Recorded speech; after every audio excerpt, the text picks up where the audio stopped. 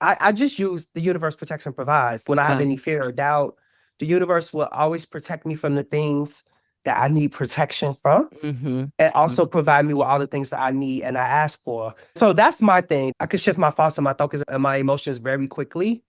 I encourage people to find their own thing that can shift their mindset.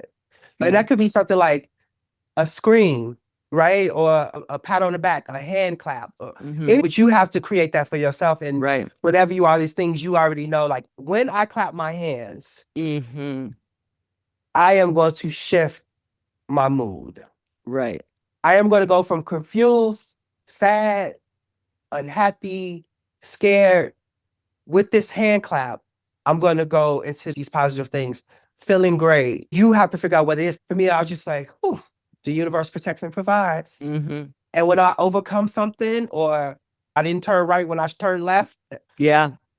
and I avoided this situation, Yeah. the universe protects and provides. Gratitude, Yeah. gratitude. Yes. I've been building this mindset Yeah. for 20 years. And so now it's just second nature for me, Yeah. which I'm so Exactly. grateful for. I'm Jill Demling, and this is Going Rogue. Today's guest is Law Roach, the man responsible for turning a 14-year-old Disney actress into a fashion icon. Law calls himself an image architect, and watching his work, you understand why stylist feels too small a word. He's built the blueprint for modern celebrity styling. He's the first Black stylist to top the Hollywood Reporter's Power List, the first to receive the CFDA's inaugural Stylist Award, and the rare behind-the-scenes talent to become a household name himself. His mantras are legendary. Big idea, small details. There's a yes in somebody somewhere. The universe protects and provides. Let's hear how the kid from Southside became fashion royalty as Law Roach goes rogue. To see the images we talk about today, head to our Instagram, goingrogue.podcast. Hi, Law. Hi, how are you? Good. Thank you so much for doing this. I have to say, as someone who's been in magazines for over 20 years, watching what you and Zendaya have accomplished together has been extraordinary. You've literally changed the game from a time when luxury brands wouldn't dress her to creating some of the most iconic magazine covers of this generation. Before we dive into your story, I want to set the tone with a few of what I call laws. Some of your best quotes that seem to explain your brain very perfectly. I'm not a stylist, I'm an image architect. Big ideas, small details. If you say no now, it'll be a no forever. There's a yes in somebody somewhere.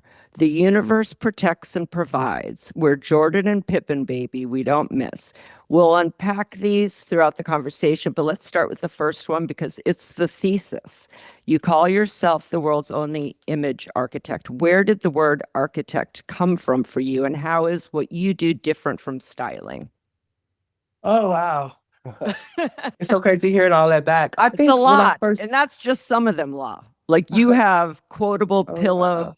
t-shirt That's, slogans. that's hilarious. Yeah, I tend to speak in sound bites. I don't know where I learned that from, but I remember my first time on television. I was on America's Next Top Model the last couple seasons, and I remember Tyra calling me one day, and she said, "It's so amazing you speak in sound bites." I'm like, "What exactly is a sound bite?" And she was like, "It's the little part where somebody says something right before they go to commercial, or like when they're showing the preview for what's going to happen on the next episode." Right. She's like, "You kind of just talk like that." So I guess that's where these things come from. Yeah. But when I first started, and I moved to LA in 2014, I just wanted to see what made me different. I think that because Instagram had started to explode, like all these people had these multi hyphenate things in their bio. So it was like stylist, hair, makeup, Right. director, but I had all these things. And I'm like, I don't want to be somebody who has all these things. I want to figure out what it is that I do, what I do special, and what differentiates me from everyone else. So when I kind of broke down my process, it felt really similar to what an architect did, and the land and building a blueprint and calling in all the different independent contractors and all these things. And I saw so many similarities. And instead of doing it for like a building, I was doing these things for someone's image. At the time, it was Zendaya, and then it became Zendaya, Ariana Grande, Celine Dion, and I trademarked it. So when I say the world's only, I am the world's only because I hold the Yeah. trademark. So That's yeah. amazing. Well, let's rewind to the blueprint years. I mean, I have that written here, blueprint years. Chicago, the South Side, eldest of five, and the moment that forged the work ethic people feel from you across the room. You've been incredibly open about your childhood, growing up on the South Side, the eldest of five children, raised by a single mother. But there's one moment that I think shaped everything. When you were 14, your mother moved in with her boyfriend. She took your siblings, but told you, if you don't work, you don't eat. You were left alone in that house until the utilities got shut off. You've said that when someone tells you that and gives you that responsibility as a child, I mean, I'm getting chills, it changes the way that you approach life. You also write that your mother could go to the grocery store and read people's body language before interacting with them each time she would leave with her groceries paid for. So, how did that warning instill the hustle mentality that drives everything you do? And how did watching your mother navigate those impossible situations teach you that there's always a way to get to a yes? Yeah, I think, oh, wow. That's so funny because hearing these things, but I just forgot that I've been so honest about my life. Yeah. What she did was good or bad. She gave me two things. You have to work really, really hard. Again, because if you don't work, you don't eat. And also this ability to almost rely on the generosity and not really just financial, but the generosity of having somebody be in your corner and root for you. Mm. So it's like I learned those two things from her. I learned how to be fiercely independent and driven, but also be vulnerable enough to allow someone to help.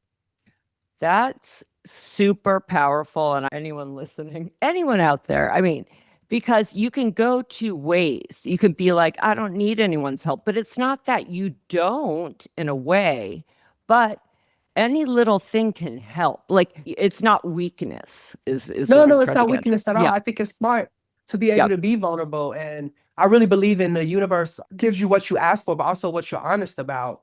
And I think that I have benefited from the kindness and generosity of other people. And even if it's just speaking about me in good ways in a conversation, that's helped my career Right. flourish and being seen by great people who had my back, like Edward Enninful or Naomi Yeah. Campbell. And it's just like these people that I looked up to and wouldn't dream that I would ever have their phone number and talk to them and Yeah. things. And I remember when I first met Edward, I saw him in the airport and I was scared to walk up to him. I did. And when I walked up, he knew my name and I was just like Oh, floored, and then that led me yeah. to become a contributor editor for British Vogue and Yeah. how you and I got to work together. And Yeah. so yes, that thing is we can all do it ourselves, but it helps when we have other Exactly. people to help us along the way in our journeys. Exactly. You've talked about watching your grandmother get ready, how she would, quote, put it all on and transform from this woman dealing with daily struggles into the confident woman the world would see. And you talk about going to church with her, and that Sundays at church were your first fashion shows. You said this was church in the 80s before the whole come as you are thing.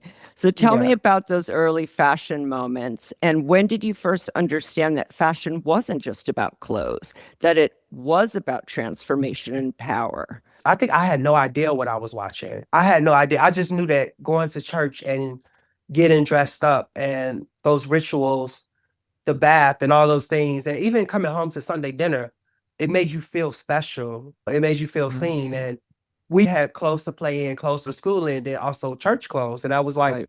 what you got like every 6 months or at the beginning of the year until you grow out of it. That's what you would do. And I think that really started to form my passion for clothes. And I can't even say the fashion because Yeah. it's about the feeling, right? It's about the confidence. It's Yeah. growing up in the Black community, like hair and grooming and appearance, you start to learn that really young. Because even if you don't have a lot, you get the sense of pride and you feel like you have everything because you look good.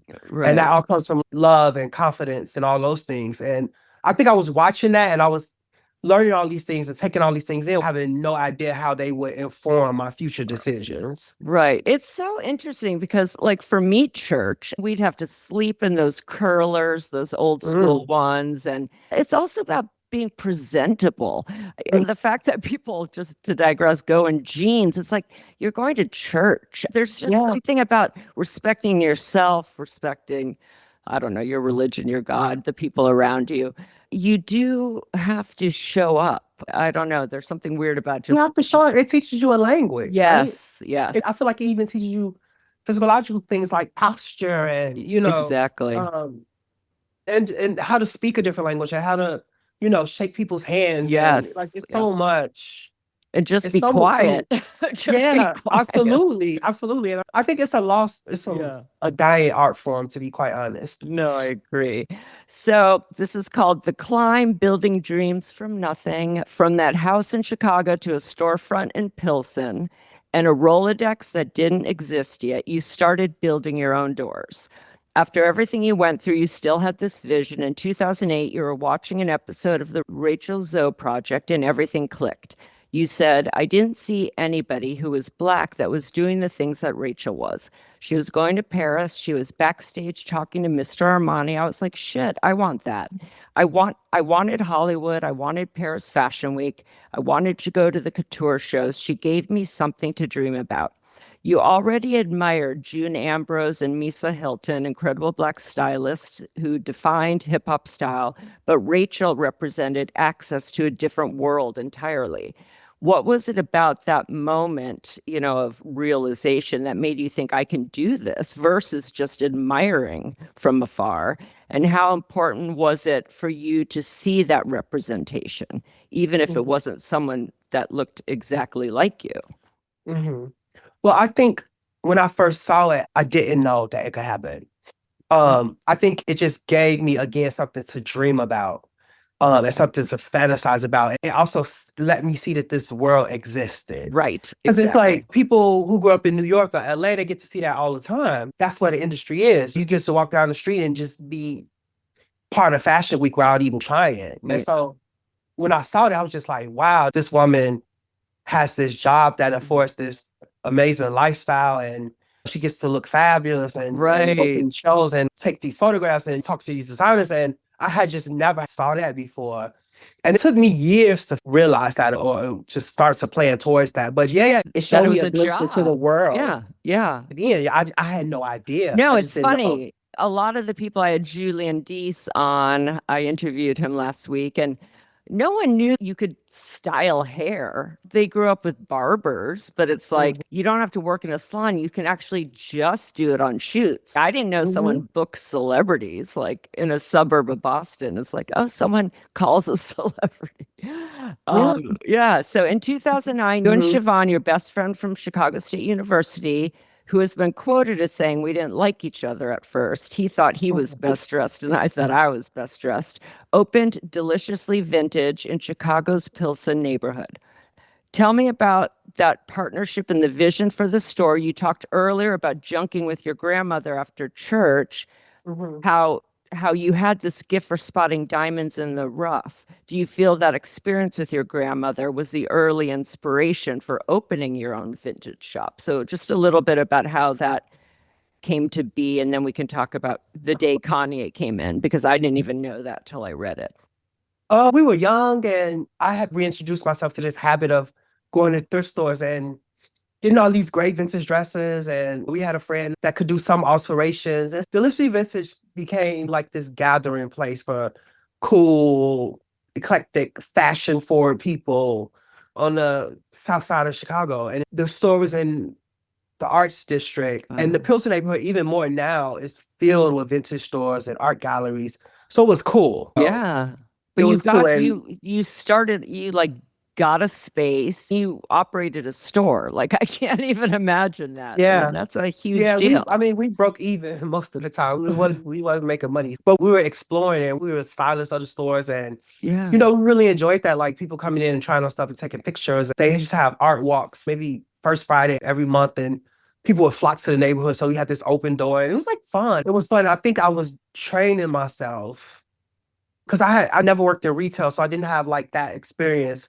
And I didn't have this touchstone or this way to touch bases with people. It's like hone my skills doing Yeah. that. And how about even people trying things on, looking at shapes and bodies? I would Yeah, think and that. I got to touch Yves Saint Laurent and Chanel, and I got to touch these clothes that I didn't have or didn't think I had the access to go touch.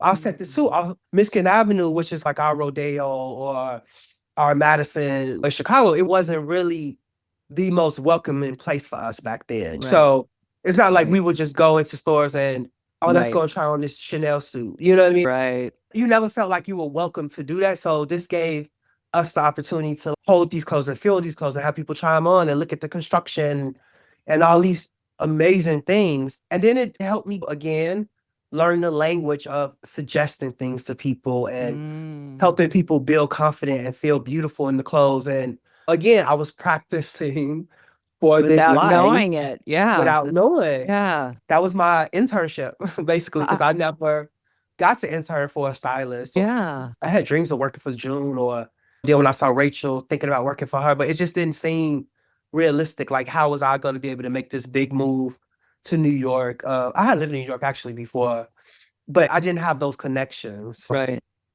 And then Kanye actually came to the store. hmm Were So you guys Kanye came just to the like, oh store. my God? So we all went to college around the same time to the same college, but Siobhan and Kanye had been friends. He's above us, but close enough, you know. Yeah. Yeah. And so they were really friendly. And so he came to the store one day. She wasn't even there.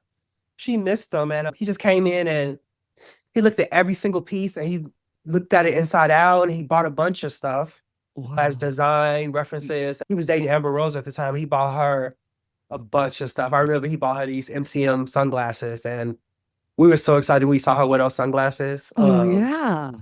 And so after that, TMZ read a story that Kanye came to this vintage store and they inflated the amount of money he spent. Right. I think they said he spent like $50,000 or whatever. And so we started to get all these calls from stylists from around the world. Oh, we heard you had great things. Do you have any Terry Mugler from such or like all these things? And so we like, oh shit. I feel like I was attracting this world to me, Right. bit by bit, bit by bit, bit by bit. I was like, okay, the stylist thing is really real. It's not just Rachel Zoe out there doing it all. It's not me, so or June doing it all. It's like these other people I had no idea existed Right. are doing this job. There's a livelihood somewhere and I need to find it. Yeah. Then came the call that changed everything. A regular at the store connected you to a 14-year-old Disney actress named Zendaya who needed a look for the Justin Bieber Never Say Never premiere. You flew to LA, took her to Kitson, and put her in that metallic blazer and patent skirt. And when she got nervous, you told her, who gives a fuck? That became the Mhm. beginning of a collaboration the whole industry now studies. You were so inexperienced, you didn't even know you needed to bring safety pins to the fitting. What did you see in that 14-year-old that made you think this is it? This is my person? Because you bet everything on her. Yeah. Yeah. She was incredible. Like, she's kind of always been the same person. So funny. She was super mature and she was beautiful. She was, since I met her, I think she was maybe 5'9" when I met her. She just was incredible. And she had a presence. It's Mhm. like you've been around superstars and, movie Mhm. stars, pop stars, whatever. They have a thing. Yes. You It's a feel it. thing that you You can't feel it when they deny. walk in. Oh, yeah. You feel it. Yep. And I remember she walked in the apartment and I had just got to play. I looked terrible. I was just like, oh my God, this girl's never gonna want me to shop for her. So I went and got dressed and came in. I remember I had this big Saint Laurent bag that was the first luxury bag I ever bought. And she was like, oh my God, it's your bag, Saint Laurent. I said, yes, it is. And then I was like, oh wow, you knew what that was, like this 13-year-old girl. And Mm. you have to think this was pre-social media, like this was pre-Instagram, really. And so Yeah. things weren't pushed in our spaces and we saw these things all the time. So you had to really look for these things, right? Right. And so she knew it. And I never forget, we went to the mall and we left her dad and we were gone for hours. He was looking in stores for us. We came back with the outfit. We were so happy. And he was like, you ran off with this man. You don't even know this man. And he scolded her for that. And we literally been together ever since. Like I knew she was a star Yeah. and we made a promise. I said, I'm going to do everything that I know how to do, or I will learn how to do to use fashion to help propel your career.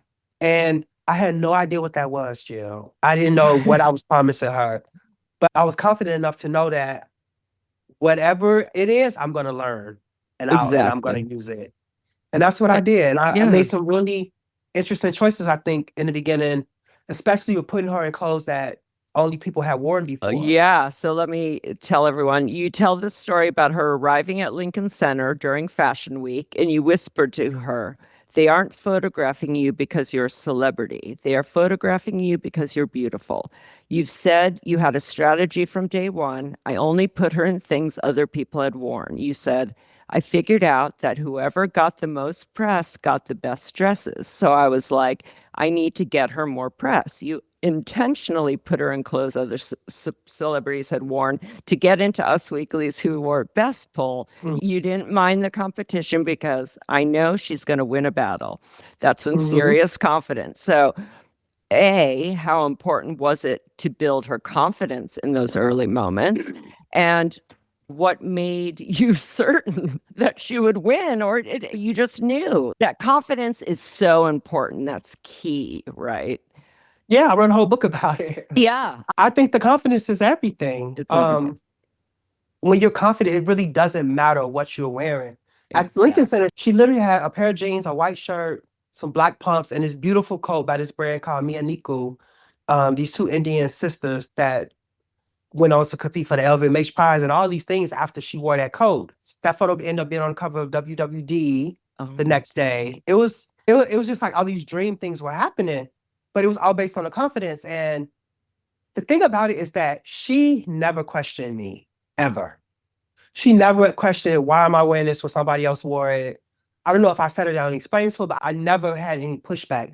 As long as she felt good and beautiful in the outfit, it right. didn't matter. And her mom and her dad were also, I mean, because we were building this plane while we were flying it. Right, You know what I mean? exactly. They just like, okay, we trust you. Let's do it. And it really paid off. But Yeah. yeah, the who wore it best, I'm like, she's tall, she's beautiful, young. And it Yeah. was all the clothes that people would give me. It was all the clothes that people would give me. So we did what we had to do. And thank God that it actually worked out. I mean, so the rejection started immediately. You've said you would write to the big five, Saint Laurent, Chanel, Gucci, Valentino, Dior, and they would all say no. Try again next year. She's too green. She's not on our calendar. And you said memories of your childhood stopped you from giving up because I think I go into any situation knowing there's a yes in somebody somewhere. So, how did those rejections feel you? You warned them if it's no now, it's no forever. Do you feel like that came to from childhood? I mean, you've connected it with your Yeah. memories of childhood, but it's really deep. It really is like Well, that connection. I think a lot of that too was kind of a little bit of immaturity, right? And a lot of passion. I mean, those particular houses, I have good relationships with Yeah, yeah, now. of course. But I But you have did, to I did. try. But you have to The thing about it try. is though, I really did not lean on those brands, even when they wanted to dress her. Because Mhm. what it forced me to do is figure out there's a lot of beautiful clothes in the world. Mhm. And also, we were making connections and building relationships with young designers and brands. Right. And we were building strong relationships, even with Vuitton. And she ended up becoming the face of Vuitton and still is. Yeah. Right. Um, so it made me become resourceful. Yeah. And I know people love to take that thing out of context and be like, oh, it is true. I didn't rely on those brands. When they told me no, I never requested again. And, still to this day, she still hasn't worn a bunch of those brands. Right. But it's not because I'm like, no, we're not wearing them. It's just Oh, like, no, no, no. I yeah. I know, and I think it's No, pretty I know you clear. know, but just for the Yeah, reader, yeah, for just everyone. kind of like Yeah, clear that up because because it's fun to hear like, oh, he said no, it's no forever, which it's true and not true all at the same time. right. No, it's like you have, and I've had to say things like that before. And one of them, Catherine, who's the girl from Grey's Anatomy, the blonde, like when she pulled out of a cover. Listen, we ended up getting Beyonce. It was Beyonce's first cover. But I remember saying, you're pulling out a week before the shoot. If she pulls out now, I'm never giving her a cover again. You're hoping that they'll say, okay, she won't. You almost have to push it as far as you can, hoping they have an opportunity to change their mind. And then Yeah. I have to stick to my word and not do Right. it. Never Right. give her a cover. Thank God she didn't become Jennifer Lawrence, so it didn't matter. But okay, so let's talk magazines. You said it Sure. was Ebony and Jet, not Vogue, that Mhm. influenced you growing up. And yet, by the time Zendaya got to American Vogue in 2017, she still hadn't worn any of those designers. Before we talk about the specific cover, which I booked, I want to talk about magazines in general, since this podcast focuses on that golden age of magazines. With Vogue being the thread throughout, many of my guests have emphasized the importance of magazines as a way to show their work, especially before Instagram. For celebrities, I've seen firsthand how having Vogue's stamp of approval, being crowned a Vogue girl, can lead to brand deals and make it easier for stylists to get designers to dress their clients. What Mhm. was and is your feeling about magazines, both for yourself as a stylist and for your clients? Mhm. I think magazines are incredibly important. For me, what it did was to I've done a lot of work, and I think a lot of great work, Mm, and the I best. am very, very, very, very proud of the work I've done with Zendaya, and I think that for the rest of my life, I will be known as Zendaya stylist, and I am so grateful and so happy, and would never say anything. But I have done a lot of work with a lot of clients Mm-hmm. that isn't always talked about, which is fine. But I thought that the magazines gave me another outlet to kind of show some range, right? Mm-hmm. To show that that I can do all type of things. I think my work has always been a walking editorial, and I think that's what Exactly. the compliment Edward gave to me when I met him. But I always thought that way, but I just never had the opportunity to really do magazines. And when I started, it just was another way to be creative and to be just Yeah, fab and daring and crazy hair and bold makeup and all the things that you really can't do on the carpet. It's exactly. just another way to express yourself. And I think it does help, especially with Vogue, when one of your clients gets a Vogue cover. It opens up the world. Right. It opens up the possibilities of collaborations and ambassadorships and all type of things. So it's really powerful. It's really powerful. And I enjoy it a lot. Yeah, and let's talk about the July 2017 Vogue cover, because that was the moment Zendaya hit American Vogue for the first time, and it felt like validation of everything you'd both been building toward. Mhm. But that was the first time, and it's so long ago, but at that time, right, you have the editors who are styling the Yeah. magazine stories. I still know the picture of you being in it, and I know Yeah. after that cover. Any other cover I booked Zendaya for, I was told by Stephen Huvane that you are styling it. And that's powerful. And you deserve to be styling it regardless of it being Zendaya. But you did change the game in that way. Like the Yeah. next cover I booked with you was Paper, the Paper magazine cover in 2019. Then we had Vogue Hong Kong in 2020 and British Vogue in 2021. So Mhm. when and how did that shift happen, and whose decision was it? Was it a mutual understanding, A, that you're the best, so why wouldn't, and I mean, I would want my whole team, but somehow you guys forced a change in the Mhm. industry too. Mhm. Well, I think it's a couple things, right? One, I did a lot of other work before that started to happen, right? Because I had to build my own confidence to know that I would be good at it. So I did other things before it became a thing of, okay, we're gonna ask, and some may say demand that I be there. But had we not done that, right? Not even just for my career, but people who have become editors, people who get to do editorials, have magazines covers on their resumes. Had I not did that, and had Zendaya not did that for me, Mm. the change would never have happened. Oh, for sure. We have to think For about it. anybody, 2017, exactly, and that's what I'm for saying. anybody. Yeah. We have to think about it. In 2017, how many Black fashion editors at major magazines were there? And look at how None. many they are now. Right. I know. Exactly. It was Edward Enninful. Yeah. It was Yeah. Edward Enninful and maybe Sarah Jane Amos in Yeah. London. but there wasn't a lot. So the thing No. about it is like I've always had this thing, is it talent or is it opportunity? Right.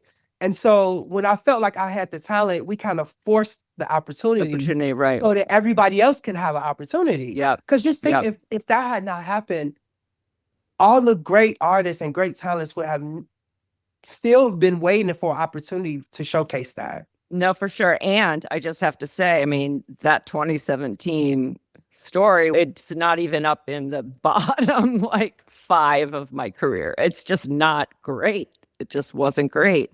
And I see what you've gone on to do with her. And it's like, you know her. Like, we're Yeah. lucky to have someone.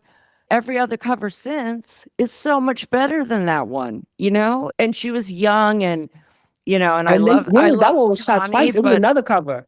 It was another one. And then we had to come back the next day and reshoot it. oh, you have to kind of understand who the person is. And Tawny's genius, it just wasn't the right fit. And that's when you have to think like, hey, we don't have anyone here that's the right fit for this, but we have someone that we see his work. She's the walking billboard for his work all the time and has And you access know and who has was on that shoot, who was Tony's assistant at the time was Gabby. Gabrielle. Yeah. Oh my God, And look what right. she became. Yeah. She was No, the that's assistant. I met her on that shoot. She was Tony's assistant. yeah. It's just like a lot of things. And it's so funny because my friend of mine has said this. He was on a podcast and they asked him about me. And he was like, well, you see some of the things that Law does, but he does so many things that I feel like he won't be credited for until years and years later. Because once I got into this industry and understood the complexities Mm, and the glass ceilings and all these things, and I had this girl who's very young, but who was stepping into her power to mm, start championing for me, who am I not to champion for the next person? of And course. it's Yeah. all these small wins and small victories, even with styling the campaigns. People's personal stylists weren't styling these campaigns. No. No, these brands had the Uh, people they use, and they have been uh, using these same people for the last 20 years. And we came and we disrupted this industry yeah, for the best, I believe. I know. And it changed a lot of things. You being able to be championed by Zendaya. And listen, she wasn't as huge as she is now, even 2019, but No, like I was going to push for it. And then you get a bunch of people who aren't going to rock the boat there. And then now hair and makeup people can be on set. You know, there's a yeah, few photographers, we know who they are, that are never going to change yeah, and that no one seems big enough, like Beyonce, to change them. But I think it was after COVID too. It really opened the door for hair and makeup people because it became something like, you know, with COVID out there for me to do this, I need my team. And that's why it yeah, was great working with Edward because he understands why not let Lapita use her hair and makeup team? They know her skin tone, they know what her right, hair reacts to. It's just all of yeah, those things. And it's being respectful.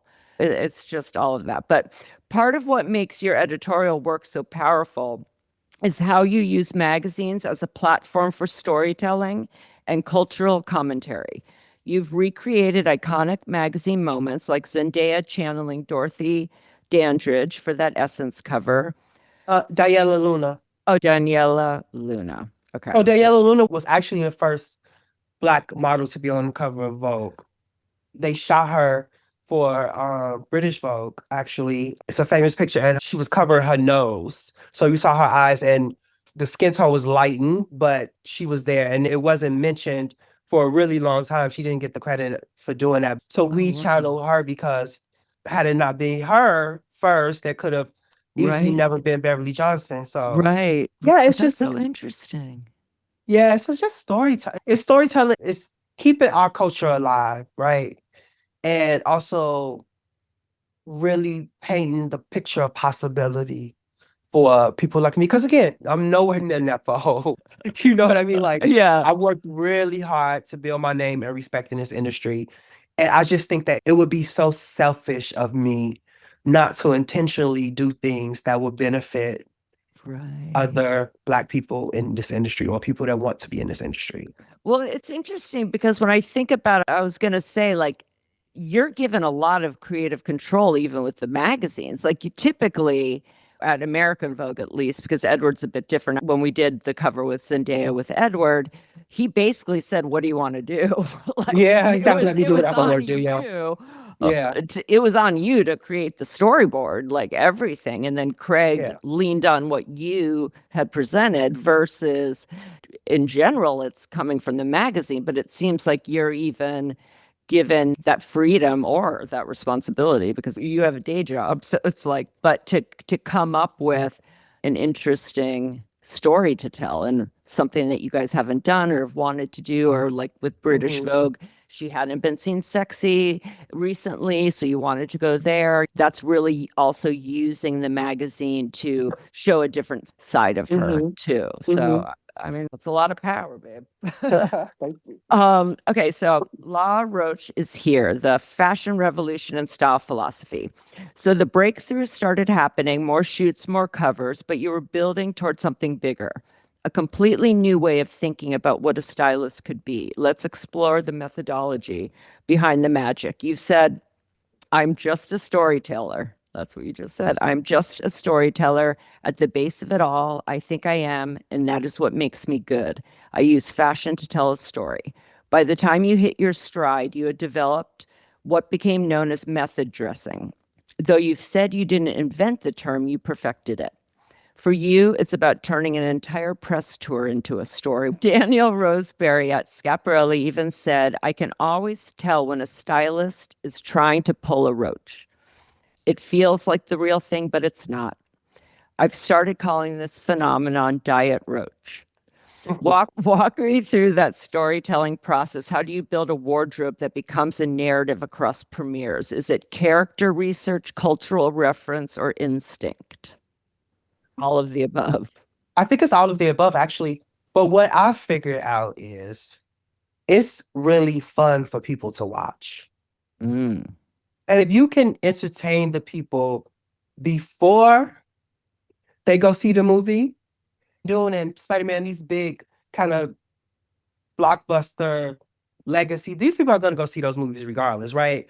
But if you can attract new people, Yes, exactly. That's it. right, because they are having so much fun following the press tour, Hmm. I see myself as a storyteller. I see myself as an entertainer. And it's really fun. I remember when I had a job, my old job, or in school, like you would talk about what the celebrities had on, and it became these debates that were Exactly. fun. Like some people loved it, some people hated, some people were in the middle, but it gave people something to talk about.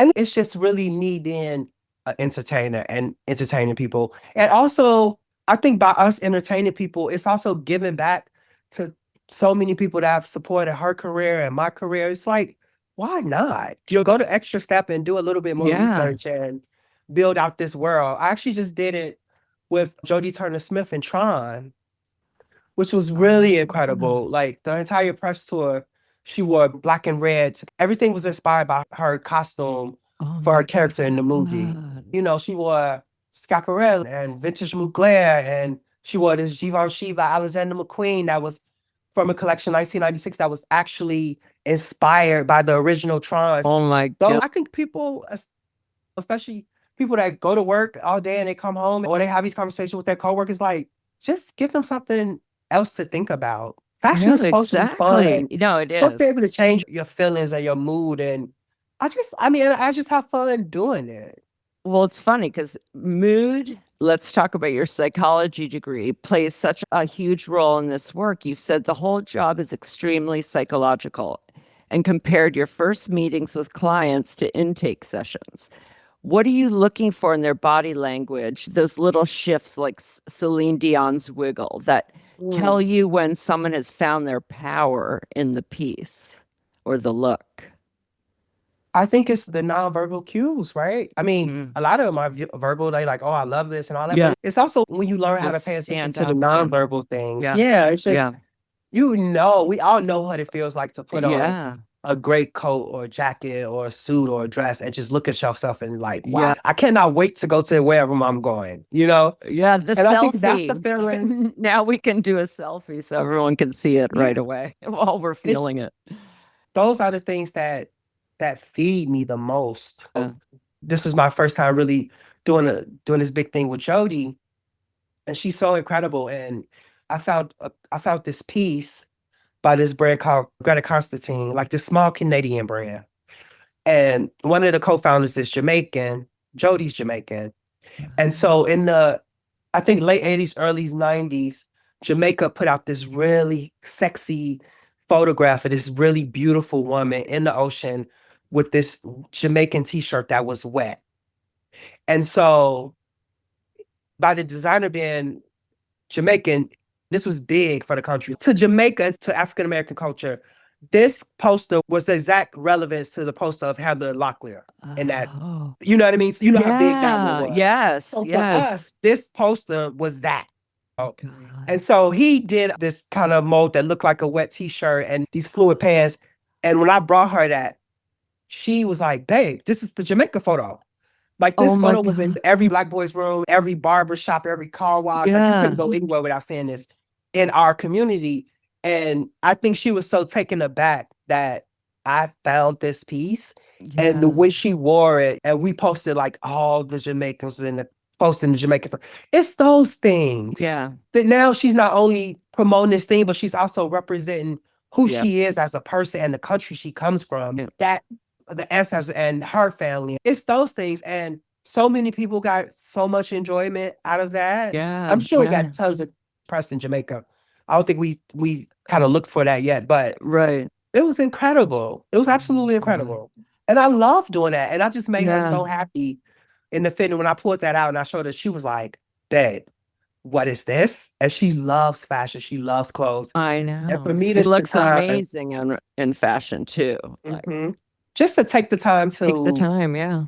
Going the to extra bring her step, something. going the extra Yeah. mile instead of just calling in a bunch of stuff. I mean, there's a difference, right? Yeah. There's Yeah. such a difference. You can have the best pieces, but what's the best piece if there's no Yeah. connection to it? But I think also, people are really surprised when I work with new people, now that I'm back working. When I work with people, people are also surprised of how much of the work I really do. Because I know Mm, people see like, oh, he's this personality, he's on television, he's this, he's that. But when I work, my work is everything to me. yeah. And there's no assistant that will ever be able to say that they outworked me or they did the Right. majority of the work. Right. Like every look that you see on any of my clients, I found that look. You know what I mean? Like Yeah. I requested that look. Now, am I unpacking it and steaming it and Yeah, all that? exactly. Probably not.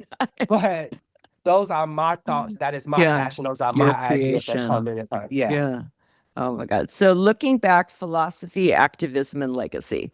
So from treasure hunting in Chicago to creating fashion history, your approach has literally changed what it means to be a stylist. Now let's talk about the bigger picture, the business you built, the battles you fought, and the blueprint you're handing to the next generation. You've been incredibly vocal about industry problems, fighting racism and classism, with Hollywood treating stylists, especially stylists of color, as the help rather than talent. It wasn't until 2021 that you became the first Black stylist to top the Hollywood Reporter's list of most powerful stylists. And in 2022, you became the first person to receive the CFDA's inaugural Stylist Award. Those battles led to your retirement announcement in March 2023. You said the politics, the lies, and the false narratives finally got me, and my cup is empty. You win, I'm out. Describing that moment in an SUV in Miami when you were just done, you also said, so much of who I was as a person was based on what I did for a living. Coming up with Virgil Abloh, who died so young, you've reflected on how we're taught to suffer through things, wear your suffering Mm. like a badge of honor. When I retired, I learned that wasn't anything to be proud of. Fashion historian Jonathan Square calls you part of the radical Black tradition, someone who refuses to be invisibilized. First, do you consider yourself an activist? And second, looking back now, do you think your retirement changed the industry at all? Mm. Well, wow. I've never considered myself an activist because one, I think to be a true activist, you have to either put your life or your livelihood in vain, right? You have to be willing to give up Mm, one or both of those things. And I don't think that I can truly call myself an activist because I never felt like I was jeopardizing my life or livelihood by the things I was doing or saying. So I want to leave that term and that title for people who really do that. Hmm. But I do think that retiring, it was so impromptu. Like I'm so tired, I don't want to do this anymore. I just think that all these things had happened throughout my career Yeah, of that I had course. pushed to the side Yes, and to all the work roadblocks for I someone jumped over. else. Yeah, Yeah. to work And for someone else. You were not taking your, definitely not your physical or emotional well-being no, not at front and all. forth. It's like Yeah, so many things. My nephew I got the it's just like a yeah, lot. yeah, And I just kind of worked through it all. And I figured out that I've been to what 30, 35, 36 countries in the world, like with my work. And I don't have any memories of any of them really. right, right. You know what I mean? It's just like you go to these places, you work, and then it's like off to the next thing. And so Right. in that moment when I retired, something had happened the day before or Yeah. that morning actually. And then I had this feeling like no matter what I do, no matter how great I become, no matter how I change my clients' careers, sometimes lives, through my work and through the way I make them feel, it's never going to be enough for some people. Oh, yeah. It's true. You know what I mean? And then you have this thing of having to be perfect. You know what I mean? Like Yep.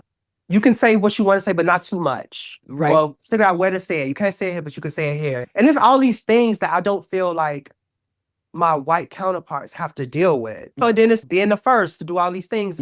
Okay, Hmm. now I'm not just doing it for me, I'm doing it for all these other people. So I have to Hmm. do it in this restraint. It was all those things. I'm like, I don't want to do that anymore.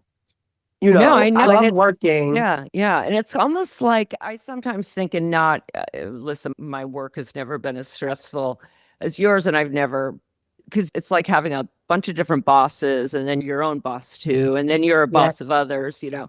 But if you could press the pause button, right? Just press it to get yourself together, just to sleep, just to think, just to not be doing anything. But we don't have that. In a way, it had to be dramatic to be like, leave me alone for a second. Like, That's just because still, it's still if going to be you about don't me, believe me, that's me. all, that is what the post was. The Yes. post was like, I wanted the phone to I stop was going to, ringing. yes, yes, I just wanted to be left alone for a minute. yes, And I felt yes. like that was the only way to do Yep. it. And it The was. only way to I do think it it. was. And it really changed my life. It really changed my life. And what I didn't know would happen from it is that it would make me famous. That was crazy. I had two offers for documentaries.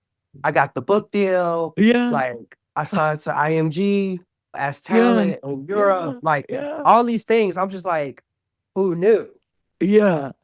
Who knew? Yeah, now you say you're waking up happy every single day and you're the most unretired retired person doing everything on your own terms. Your North Star seems to be the universe protects and provides.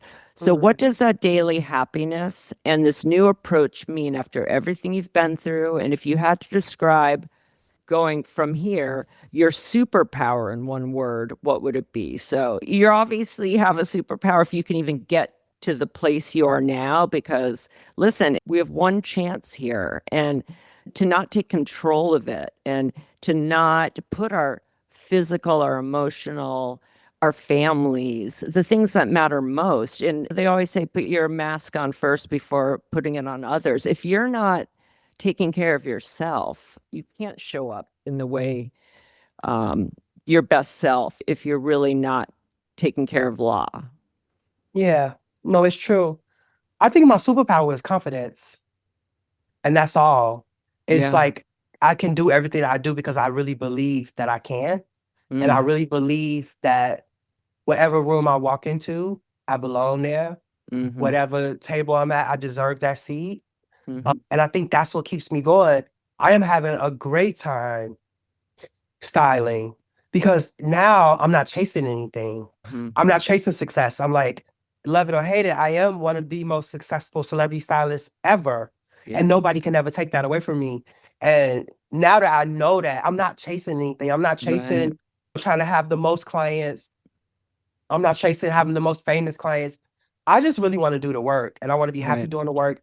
And if next week I'm not happy doing the work, then I'm not going to do it anymore. Right. Or I'll take another break. I won't be as dramatic, but whenever I feel like it's not it's Yeah. not bringing me joy, then I'm not going to do it. You know, so now I have a successful television career. I'm on RuPaul's Drag Race and Project Runway, and I built a place where people want me to come and talk, and I get paid for that. So it's like I built all these things. I had a really successful private client business, and I'm picking that back up. So I just know whatever, if it's not making me happy, I don't have to do it. And I don't owe anybody Exactly. any Any explanation to that. right. And it is what it is. It So is what it is. So yeah. usually I ask guests for quick advice for young creatives, but for you, that could be a whole podcast in itself. Oh So my my God. advice to anyone listening is to enroll in your school of style and buy your book. Yes. You've said about the book, it's called How to Build a Fashion Icon, but it's not really about that at all. It's about Mhm. finding your confidence so that you can become the icon of whatever it is that you're doing. I'll have Mhm. links on my Instagram so everyone can get that. And my favorite piece of advice from the book is replace any self criticism and negative self talk with positive affirmations. Replace self doubt with self compassion and remind yourself of your strengths and accomplishments because that applies to every aspect of your life.